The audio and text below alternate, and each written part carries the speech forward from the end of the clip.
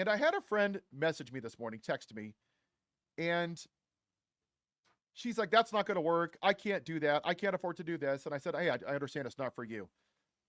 And I pushed back a little bit and I said, yesterday there was a woman that was 9 months pregnant that had done nothing wrong, and ICE came and grabbed her. And then they had caused some damage to her and she had to go to the hospital. She's 9 months pregnant.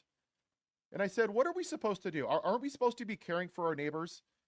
And she said, well, I'm not going to do that for a pregnant. I'm not going to jeopardize my privilege for that pregnant woman. In not so many words. See, and I think that's fundamentally why we're still here as a country. I feel like there's too many people that are waiting for something to happen to them. Oh, that was her. That was them. That's not going to happen to me. And then, I just think that's unfortunate. My understanding was patriotism, Americanism, American first should be about taking care of America first. I went to the protest 2 days ago. I told that story. I went down there and I felt like I was in Mexico. It was wonderful.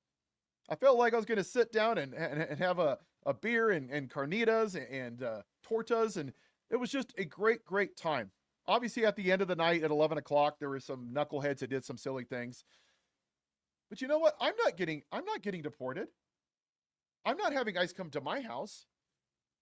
But why did I go down there? Because they live here. They're my neighbors. They're good people. Now, for all of you that continue to push this BS about they're here illegally, you voted for a man who's an adjudicated rapist, a convicted felon, a guy who pardoned 1,500 U.S. citizens that are here legally on January 6th. So please spare us all the crap about you care about law and order and legality. Now, the reality is all the administrations over the last couple of decades should have done something about the immigration system. And Joe Biden put a bill out at the end of last year before the election that would have changed the system. Was it perfect? No. Did both sides get what they wanted? No. Was it a perfect bill? No. But it did something. And it was shot down. Because the orange Jesus in the White House had to use that on his campaign to say that the brown people are here. And that's exactly what's happening right now. If you're brown and you've been here for 30 years, you've never committed a crime, we're going to come snatch you off the streets. I got a text this morning from my wife, and they're close to our house in our cities. They're snatching kids out of schools. You're fine with that? I'm not. But I'm also not going to sit on my ass and say, well, you know, that doesn't affect me. I'm not going to jeopardize myself. That is literally the definition of white privilege. And that's the reason we're here as a country. Because for too long, people that look like me and my demographic have sat on our ass and we sat out. And we said, you know what? Segregation didn't affect me. What happened to the Native Americans didn't affect me.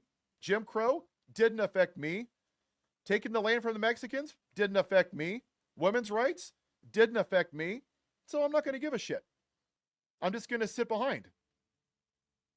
And I believe that change in this country is only going to happen one way. People that look like me are going to have to say what I'm saying right here to you. And that's what I encourage you to do. That's the only way change is going to happen. You want to criticize privilege? Great. But then use it for good. That's what I would propose to you.